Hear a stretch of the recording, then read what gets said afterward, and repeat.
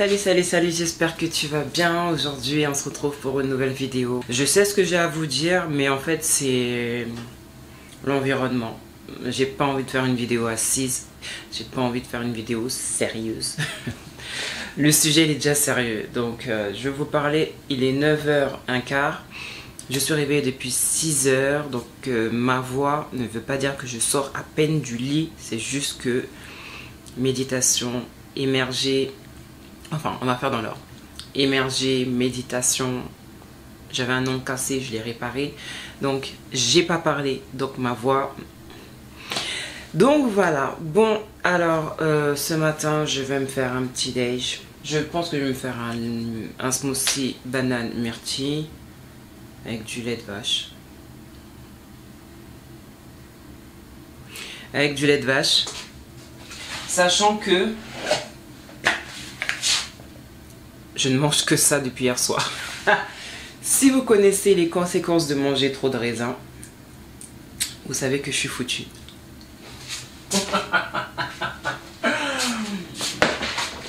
Yummy. Bon, alors,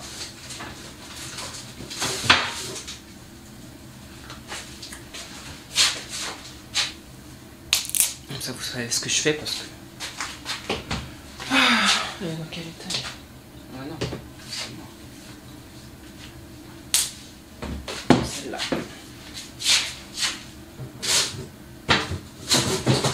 Alors les filles, j'ai un sujet à traiter avec vous. À pas plaire à tout le monde. Mais en même temps, je suis pas là pour plaire à tout le monde. En même temps, je suis pas là pour plaire tout court. Ok? Les filles, que vous ayez des enfants ou pas, des filles ou pas, je pense que quelque part vous avez des nièces, des cousines, etc. Et donc,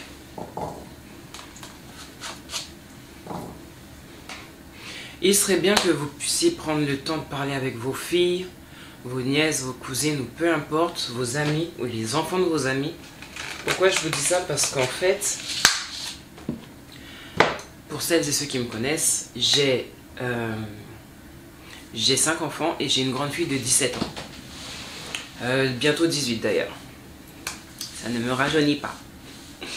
Mais, juste pour dire, je veux pas dire que j'ai une relation parfaite avec mes filles et tout, mais, excusez-moi, notre relation elle est assez bonne pour qu'elles me parlent de ce qui va, de ce qui ne va pas, tant chez elles que chez leurs amis. Et honnêtement, ma grande fille de 17 ans, la dernière fois elle est venue et elle m'a... Je rajoute des myrtilles parce que je trouve qu'il n'y en a pas assez. La dernière fois ma fille de 17 ans elle est venue me parler et elle me dit oui maman, tu vois telle copine m'a appelé, elle m'a proposé quelque chose. Je dis ok. Elle me dit non mais t'inquiète pas, j'ai refusé mais c'est juste pour t'en parler. Je dis d'accord, je l'écoute. Elle me dira que cette copine lui dit oui étant donné que nos parents se connaissent, et c'est là aussi que c'est délicat, j'ai mon gars à voir, est-ce que tu peux pas dire à ta mère que je viens chez vous?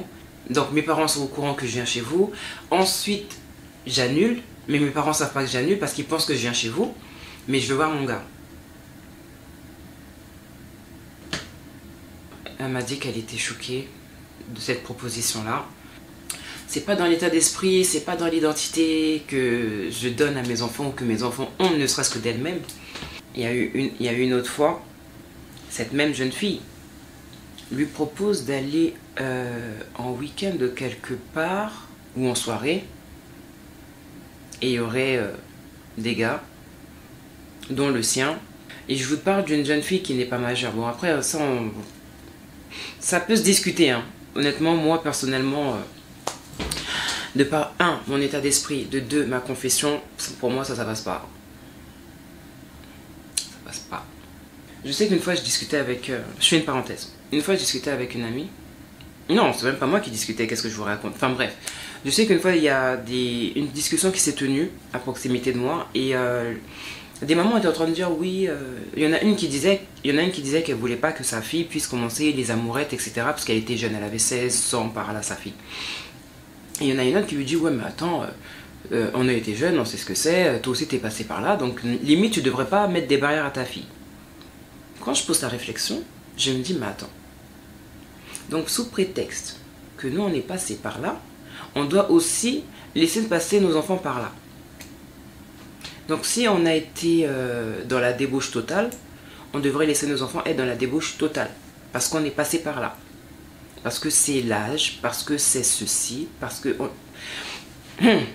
Ma fille me parle de sa copine, elle-même est choquée de ce genre de proposition et de savoir que sa copine mange de ce pain-là. Maintenant, et copine c'est un bien grand mot, hein. Du moins c'était au collège, après arrivé au lycée. Honnêtement c'est... Ça m'a fait mal parce que quand je vois les parents, surtout, bon, je m'entends mieux avec le père, enfin parce que je connais plus le père. Quand je pense au père, ça me fait de la peine. Je sais pas ce que vous auriez fait. Honnêtement, vous, je sais pas ce que vous auriez fait si vous auriez, comment dire, si vous l'auriez dit aux parents. Qu'est-ce que vous auriez fait d'ailleurs à ma place? De manière, moi, j'ai pas l'intention de dire quoi que ce soit, parce qu'en général, quand tu viens et que tu dénonces certaines choses, surtout de ce genre-là, je sais pas comment. Les parents peuvent te remercier, mais tu vois, c'est à double tranchant. Je vais me faire mon smoothie.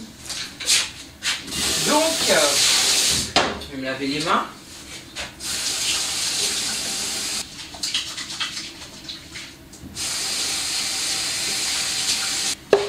Je vais laver mes myrtilles. Ok, myrtilles lavées. Je serai essuie les mains. On va prendre du lait de vache. Quelle bêtise.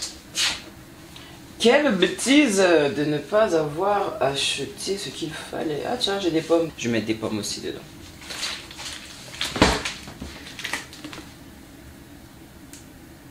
Ah, c'est incroyable. Bref.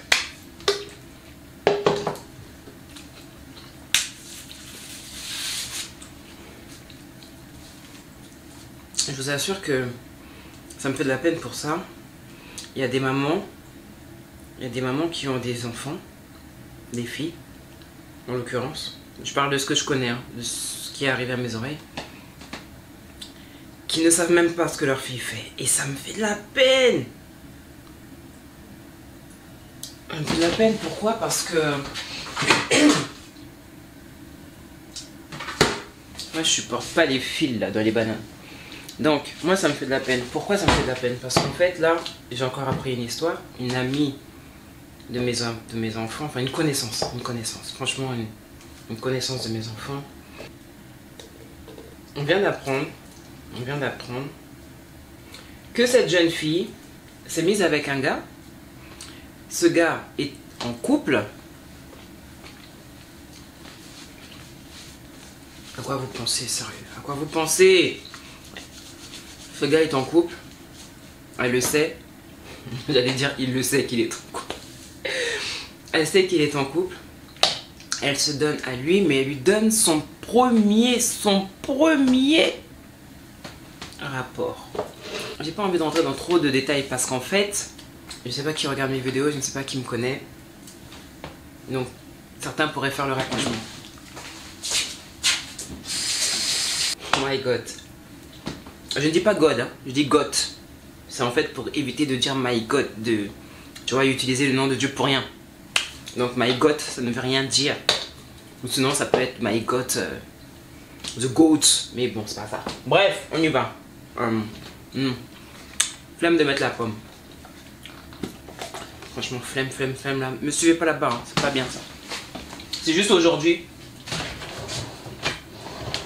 Je cherche un petit truc pour mesurer la dose de lait. Mais franchement, je vous assure, aujourd'hui, c'est le désordre. Ma cuisine, si vous voyez ça, vous allez... Hey coach, comment tu... Ma chérie, ça arrive à tout le monde. Franchement, non. Une petite humeur, je vous ai dit, j'ai une petite humeur.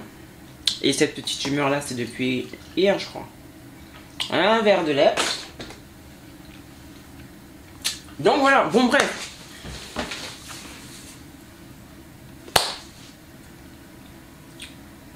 Mais dans des endroits insolites. Insolites. Même ma fille, quand elle m'a dit ça, je lui ai dit, mais quel que soit, même si c'est pas bon. Ok, ça peut ne pas se faire dans le mariage. Ok, bon, ok. Mais quand même, si tu donnes ton premier, fais ça bien. My God, en plein air, mes amis. En plein air. Ah, j'ai de la peine pour les parents. J'ai de la peine parce que...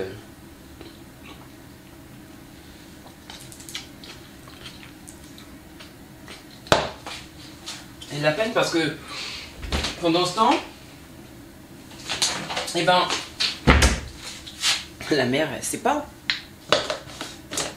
Il y a des mères qui savent pas que leur enfant est sur une plateforme où on envoie des photos là. Des photos où t'as pas froid. Où t'es pas frileuse. Comprenez si vous pouvez comprendre. J'ai pas envie de rentrer dans les détails. Parce que c'est des histoires de sites bizarres là. Sur les réseaux. Nos jeunes enfants qui pensent que c'est ça la vie là. Et ben voilà. Attendez. Mon blender se casse la figure. On va faire du bruit.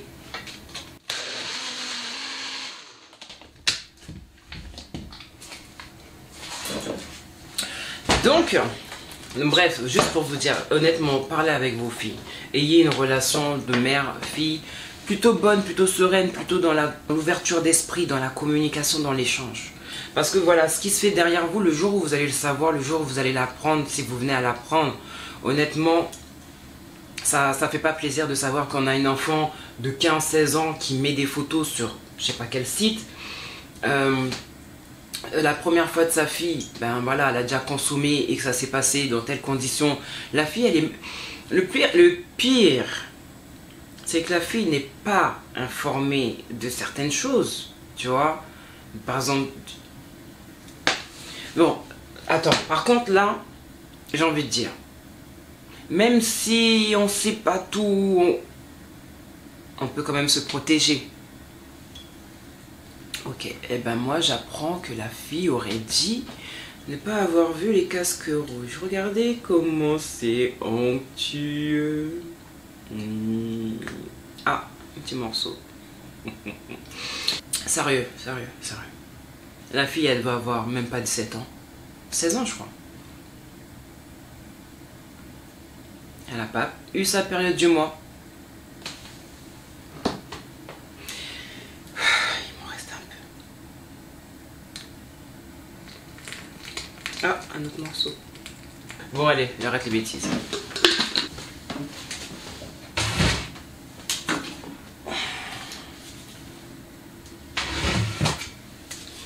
Tu sais, t'as peut-être des cousines et des nièces. Il faut leur parler. Tu sais, on fait un enfant, on fait pas son cœur. Voilà. Mais au moins, ça serait bien que l'enfant puisse te dire, voilà, maman, il y a ça, il y a ça, il y a ça, il y a ça. Que l'enfant n'ait pas peur de venir te transmettre, te communiquer des secrets, te parler de son intimité, etc. Pourquoi? Parce que si elle ne se confie pas à toi, elle va aller se confier à quelqu'un d'autre à l'extérieur. Et cette personne à l'extérieur ne sera pas forcément bien intentionnée. Et la personne qui sera perdante dans l'histoire, ça sera toi, mais ça sera aussi ta fille. Voilà.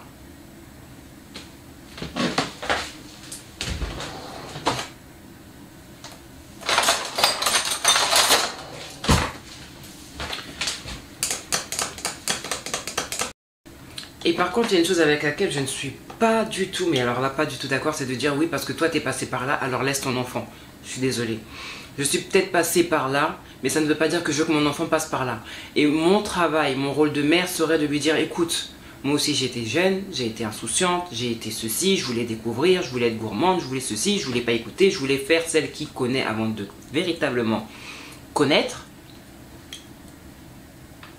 Je me dois de donner les conseils appropriés à ma fille et de mettre certaines barrières également. Parce que je suis responsable de ma fille. Il n'y a pas de oui, elle fait ce qu'elle veut. Non, parce que les conséquences seront pour toi. Quand elle va venir chez toi avec un ventre rond, c'est toi qui vas devoir assumer dans un premier temps. À part si t'es le genre de parent à mettre l'enfant dehors. Tu vois? Voilà. Il faut savoir résoudre les problèmes avant qu'ils n'arrivent. Il y a des problèmes qu'on peut anticiper. La solution c'est, par exemple dans le problème dont je suis en train de parler, pour éviter qu'un jour ta fille te ramène un ventre rond, tu fais de la prévention, tu lui parles, tu lui donnes des conseils. Si tu es dans la foi, tu lui donnes, tu l'exhortes, tu l'enseignes en fonction de la parole. Et de la bonne attitude, le bon sens à avoir par rapport à ça, et toutes les conséquences. D'accord? Voilà. Il y a du goût dedans. Donc voilà, c'est ce que je voulais vous dire. C'est ce dont je voulais parler avec vous. Honnêtement, parlez à vos enfants. Ayez une relation mère-fille qui peut quand même rentrer dans une certaine intimité.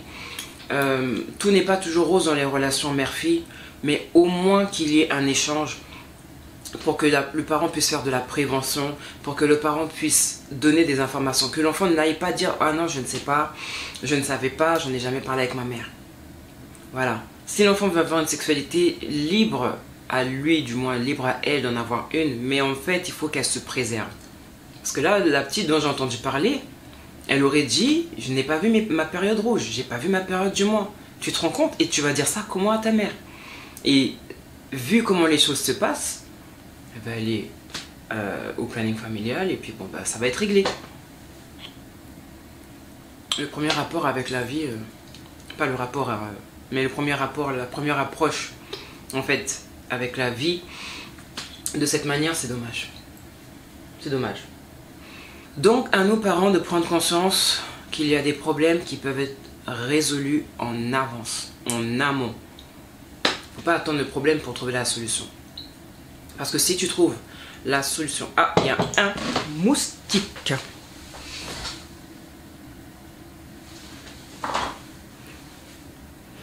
Tout ça pour même pas l'avoir.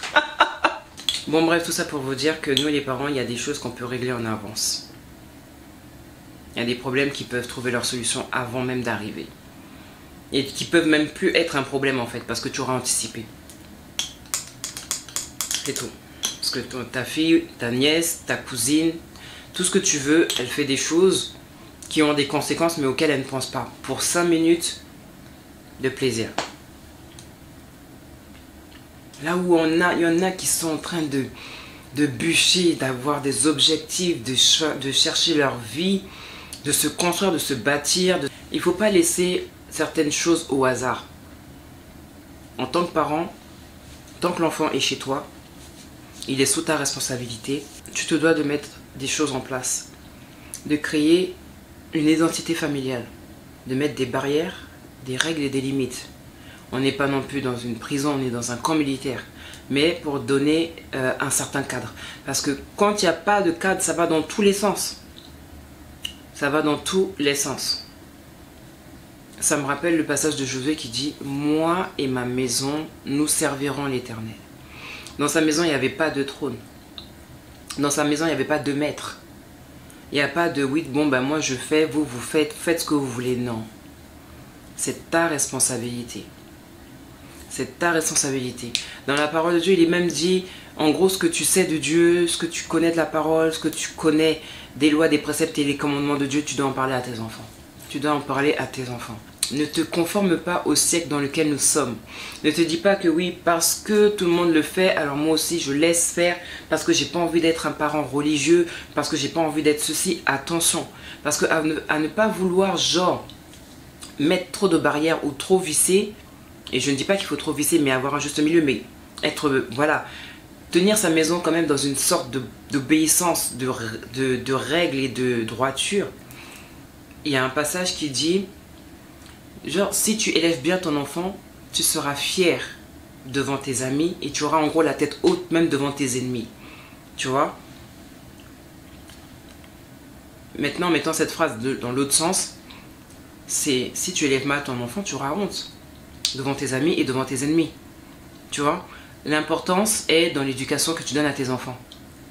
Comme je l'ai dit, on fait les enfants, on ne fait pas le cœur. Mais en tant que parent, en tant que responsable, on a un rôle à jouer dans la vie de nos enfants et on se doit de le tenir d'une manière sérieuse. Ah! Le truc qui me revient beaucoup, enfin la phrase qui me revient beaucoup, c'est ne te conforme pas au siècle présent. Ne te dis pas que parce que tout le monde fait, je peux laisser faire. Parce que les conséquences seront aussi pour toi. Ça veut dire que là où tu aurais pu être épargné, là où ton enfant aurait pu être épargné, ne le sera pas parce qu'il est dans le moule. Tu vois?